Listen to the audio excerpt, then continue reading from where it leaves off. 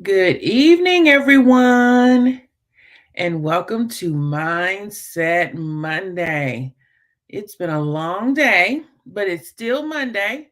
And so we're going to jump on here and get this done because this week's lesson was all about the doing. What will you do?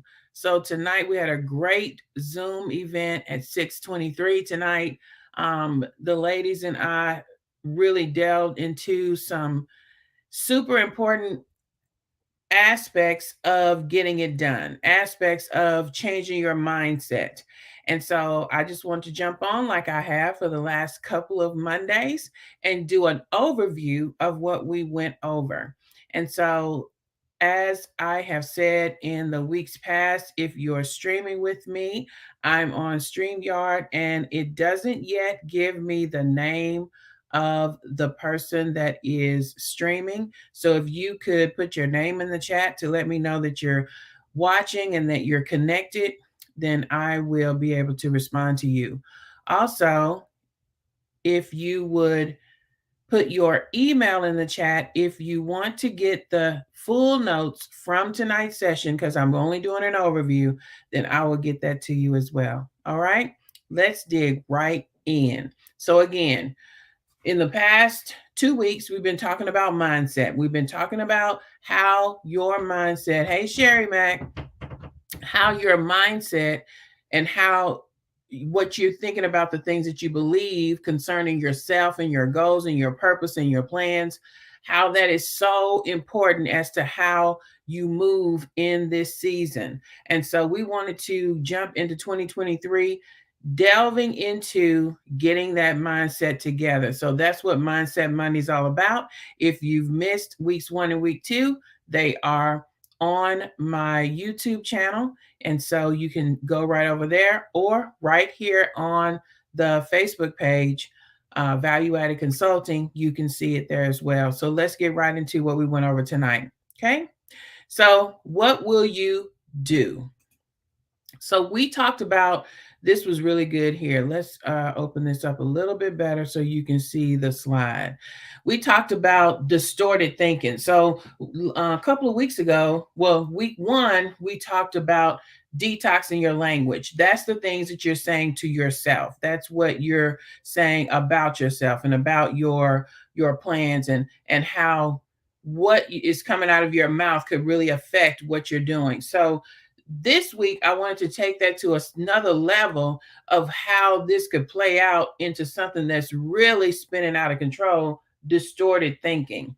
It's when we misrepresent a situation as awful and a threat to our well-being when in reality it's not, because our thoughts, listen to this, generate emotions. What we think, mindset, generate emotions, how we feel. And then our emotions, how we feel, cause reactions, what we do.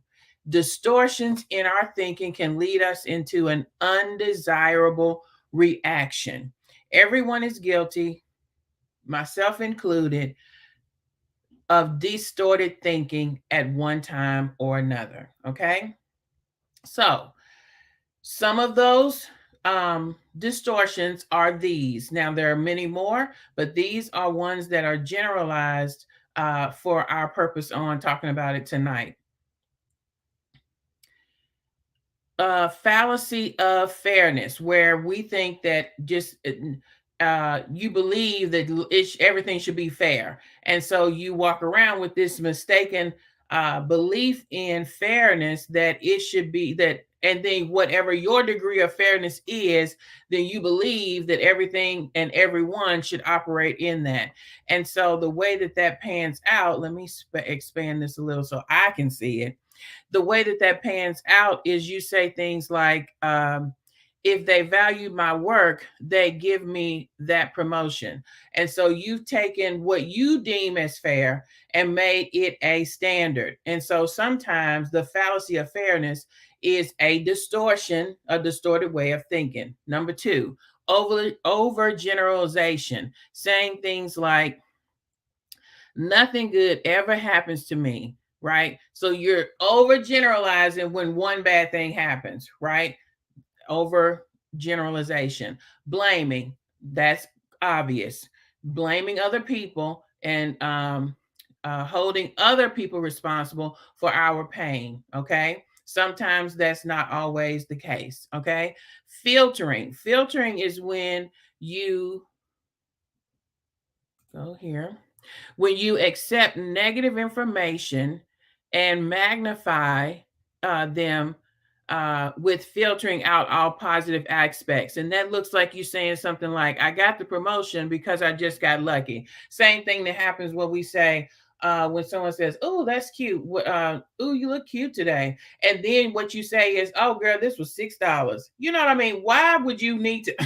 Why do you need to downplay or filter the fact that isn't it possible that you just look good today? Right? That's detoxing your mindset and your language, right? Next, these shoulda, woulda, coulda statements. This is when it's also referred to demand thinking. These statements are characteristic of being Ooh, I can't even see this. I need to make this a little bit bigger. Give me a second. There we go. These statements are characteristics of inflexible, absolute, and unrealistic demands. They can be directed at self, others, and the world, leading to feelings of guilt, anger, frustration, and resentment. They look like statements like, I must get that promotion, otherwise, I'm a failure. Well, no, you go from, if this doesn't happen, then this must be what this means. Not necessarily so. Okay. And then making everything a catastrophe. That's predicting a negative outcome and then jumping to the conclusion that an unpleasant outcome would indeed be a catastrophe. I missed a deadline. They're going to fire me. I can't stand this. Well, first of all, you haven't missed the deadline yet, but now you are also saying to yourself that I'm going to lose my whole job. No. So that's another distorted thinking that causes you to say something, that causes you to have some type of reaction to something that hasn't even happened yet, possibly. Next, personalization. That's when you take things personally, attributing consequences to one's own actions, even when circumstances are outside of a person's control. Like, my boss didn't greet me today. I must have annoyed him earlier. Or he didn't see you. Or he is having a bad day. But we've already taken something that happened, the boss didn't greet me, and given it a reason. And now we are reacting to the reason we gave it instead of what actually happened. Okay. Thinking, mindset, distortions. Okay. And then finally, fortune telling. That's predicting the future and usually foreseeing a negative outcome. Such statements like this: I will never find parking and I'm going to be late for work. Well, if you go about it thinking about it that way, then probably so. Okay. But you want to try to uh, limit those statements from coming out of your mouth. But what happens when they finally come out of your mouth? They've been up in your head swirling around for a week, right? And so you really need to be able to recognize when those things are happening so that you can do something about that thinking and move it along to somewhere positive or somewhere realistic or somewhere that is based in fact and not what you're just thinking and thinking and thinking and overthinking in those distortions and ways. Okay. So, what do you do about it? One, you identify the troublesome thought. You identify where is this coming from. When you realize that it's causing you anxiety or dampening your mood, then you want to try to understand where this came from, right? And so, why is it taking place? Then, when you get there, you want to try to reframe it. That's what we talked about. That's what we talked about last week. Detoxing your language. Change the words that are coming out of your mouth. If you always have punish words coming out of your mouth, then you want to have some I can and I will and I believe statements that counter those negative words that keep on beating yourself up, right? So you want to have somewhere to put that. And then finally, you want to take a cost benefit analysis. Look at where this negative thought process has gotten you in the past, right? Think about all the ways that you have lost momentum and you have lost possible relationships and friendships where you have lost because you had thinking that caused you to believe something. Mindset, mindset, mindset. And then when you believed what you believed, you never went to the source to find out if what you believed was accurate. You just had a action as a result of what you believed, and then you acted on that. You never went back to try to say, is this even the truth, what I believed about that? You know, you left a job because you thought this, that, or the third. You left a church because you believed this, that, or the third. You never confirmed, but this distorted thinking caused you to make up an entire scenario. And so, what has doing that cost you? What has not taking the risk of going to the source of the issue and dealing with that cost you? Because I'm going to tell you right now, this is so common, and it starts with what we're thinking about, y'all. I promise you, it starts right here in our minds. And so that is why it's so important to get in touch with your mindset, because it is some real stuff. Okay. We went into some further things, but I'm just doing an overview. Okay. So listen to this. And this is Dr. Seuss. We love Dr. Seuss. It says, be who you are and say what you feel, because those who don't mind don't matter, and those who matter don't mind, because those who matter to you, those who know you, those who love you, those that's not going to overjudge you, they're not going to mind you saying what you feel. Because what happens is, we get something in our minds, we think that this is the truth, we don't go back to the source to try to make it right, or we don't go to try to say, well, am I overgeneralizing? Am I taking something personal? You see what I'm saying? And so then that's why we get stuck sometimes. So this is just saying to not do that. Don't look to the left or the right about what they are doing or saying. Too much time is spent. Too much time spent on that affects your mindset about your own goals and dreams and plans. Keep your eyes on your lane, the road in front of you, because the Lord knows the plans He has for you.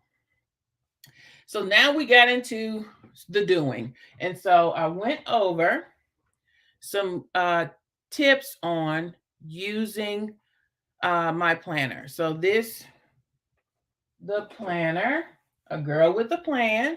This is the planner journal. It's undated. It has all these pages for at least 18 months worth of getting things done in here. At the beginning of the book is how to use the book, how to use the journal pages, and that's what we got into tonight. And so I'm just going to do a quick overview of that. But if you like the journal, then you just go to my website, dagnybarton.com, and pick that up. Okay. dagnybarton.com and pick that up. Okay. So let's get into it. As I stated, the journal is an undated journal, meaning that you know how you go, not journal, but the planner part of it is undated. You know how you get you a journal, you get you a planner at this time of the year, you buy something new, you buy something cute. I know everybody on the other side of my voice, and this person on this side of my voice has bookshelves full of used journals, used planners that got me to right around in a good year, April. And then it was a wrap. Then I picked it up maybe again in August. But now all these months in between that have been wasted. Well, this is an undated journal and planner. So you pick it up when you're in a productive season, And we all have producing seasons, sometimes when we're super intentional about what we're doing and we're planning for it. And then we have those times when we're just, getting things done, right? And so in those times when you're super productive and you're planning, you got an undated month that you can work on, you got an undated week that you can work on, you got an undated day or project. Let's see what that looks like. Okay. But well, I'm going to get into habit stacking after that. Let's look at the journal pages. Okay. Let me zoom this up. So in the planner, you have many pages that have these project pages. Okay. So at the top of the page is the day, week, or monthly priority. So see these large sections right here to the left. Who is that said go TT Dagny? Who the large sections is where you can break down a project. So let's say right here, you want to write the major task or project title here, and then you could give it a priority number in the blank. Okay.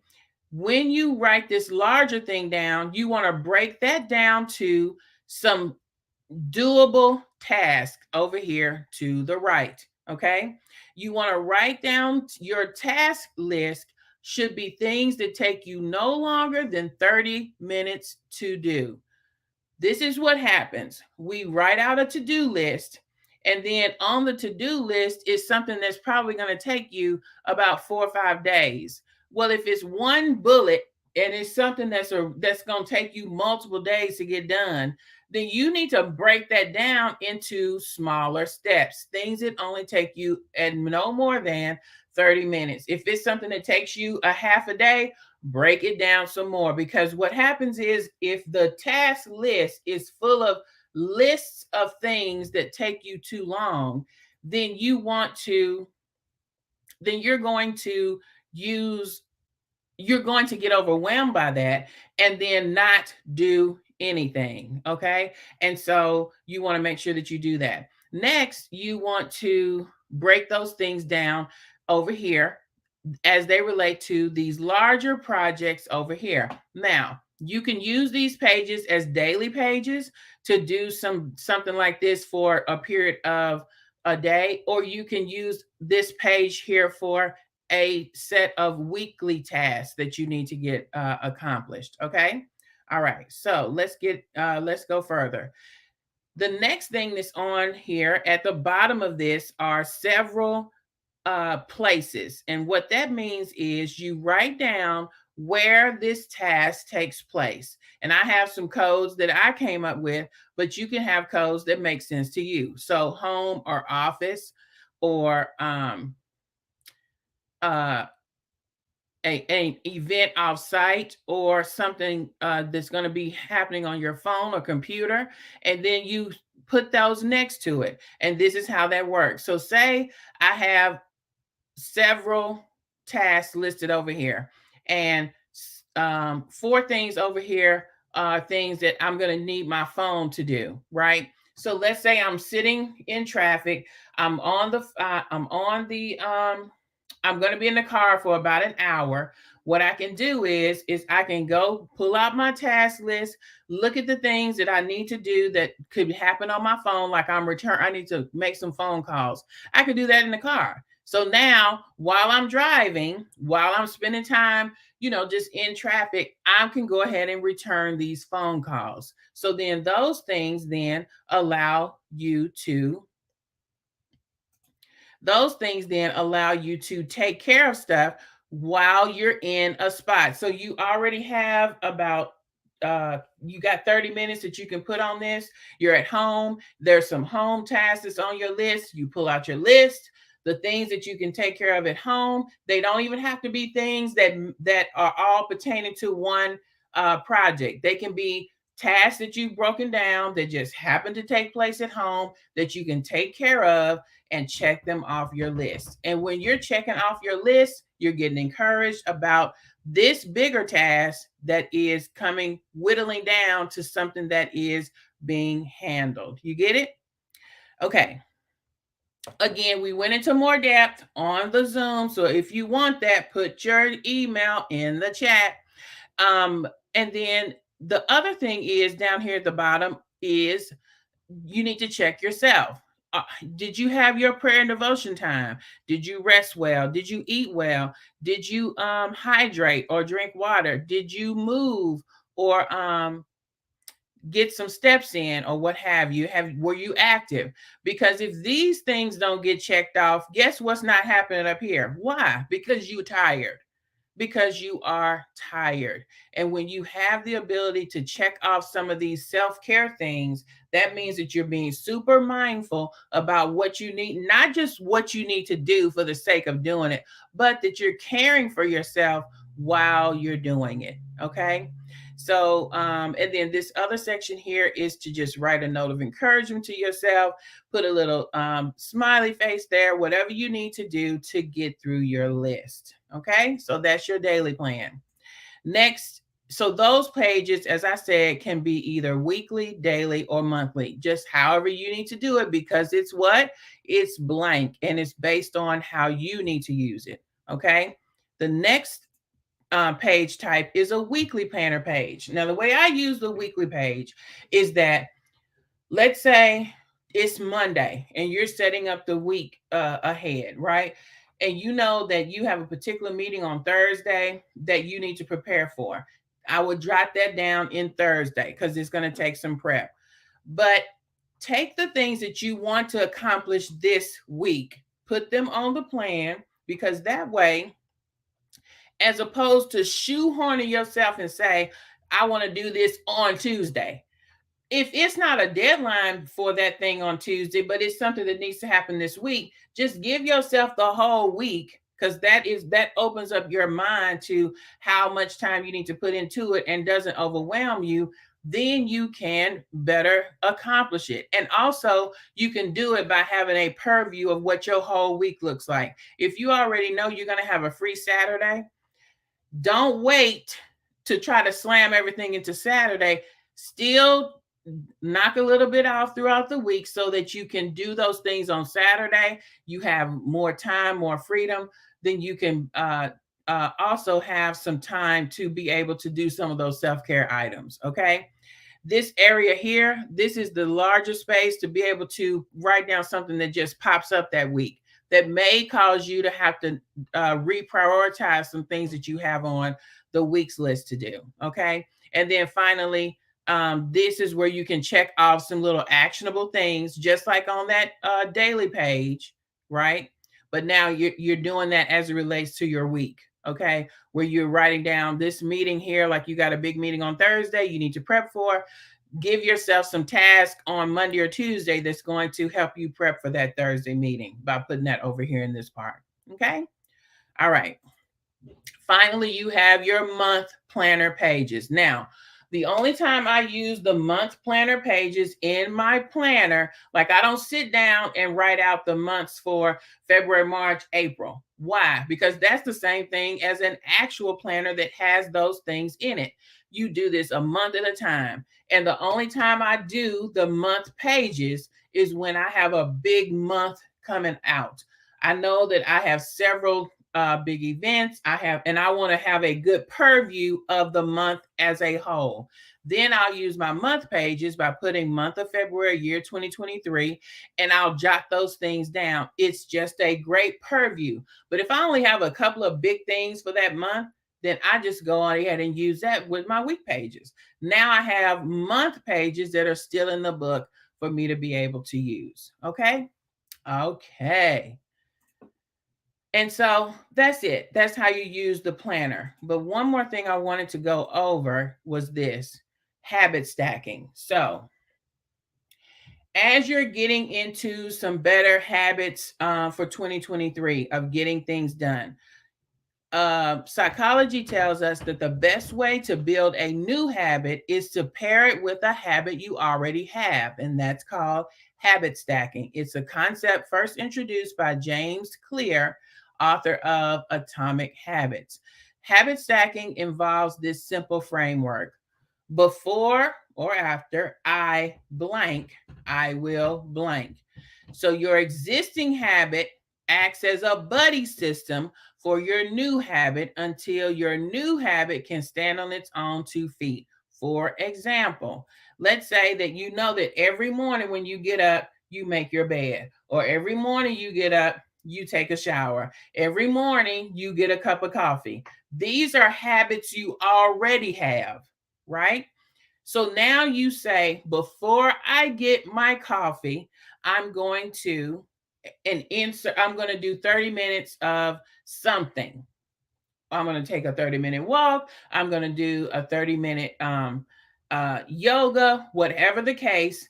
I'm going to attach a new habit I'm trying to establish with an existing habit by saying, I'm not going to get the coffee. I'm not going to take the shower until I do this new thing I'm trying to get done, right? So now the new thing is getting buddy systemed with the thing I already do. It's habit stacking, right? Isn't that so great?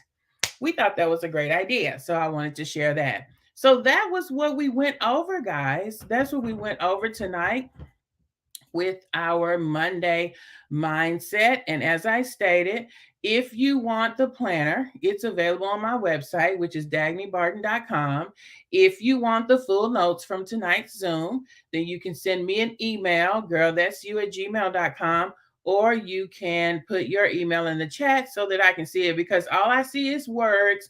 I don't see who the Facebook user is. It's some setting that I need to put in StreamYard that I haven't done yet, because these are, I'm just learning how to use it. Okay. All right. So any questions, comments, concerns? What do you guys think? Was this helpful?